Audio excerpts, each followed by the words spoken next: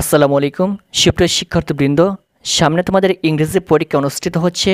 তোমাদের ইংরেজিতে 12 নম্বর কোয়েশ্চেনে প্যারাগ্রাফ আসবে, যেখানে তোমাদের 10 নম্বর রয়েছে। এই প্যারাগ্রাফে তোমাদের পরীক্ষায় কমন আসার জন্য অনেকগুলো প্যারাগ্রাফ মুখস্থ করতে হয়, কিন্তু আজকের এই ভিডিওতে তোমাদেরকে একটা গুরুত্বপূর্ণ প্যারাগ্রাফ দেখিয়ে দিব।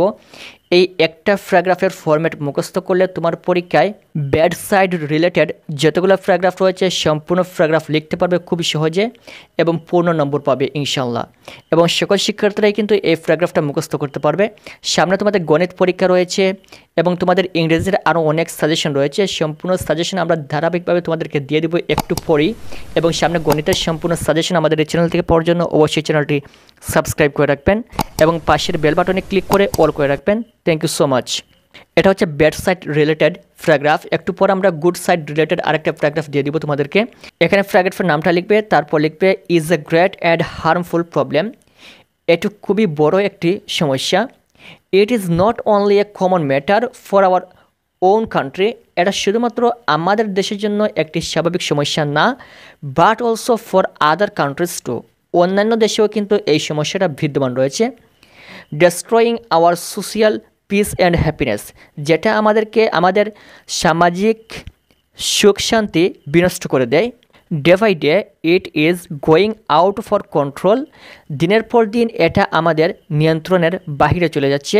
হুইচ ইজ ভেরি অ্যালার্মিং, যেটা আমাদেরকে সতর্ক বার্তা দিচ্ছে। কিপিং দিস প্রবলেম, যদি আমরা এই সমস্যাটা ধরে রাখি, we can not imagine hour piece and happiness. অর্থাৎ যদি আমরা এই প্রবলেমটা ধরে রাখি, এটা সমাধান না করি, তাহলে আমরা প্রতিনিয়তই এরকম সমস্যার সম্মুখীন হব এবং আমরা কখনো শান্তি ফিরে পাবো না। তারপর এখানে লিখবেন দ, তারপর এখানে সাবজেক্টটা লিখবেন is very the to remove this problem totally from the society, but we have to try it any cost. আমরা আমাদের সমাজ থেকে যে কোনো মূল্যে এটা দূর করতে চাই এই প্রবলেমটা।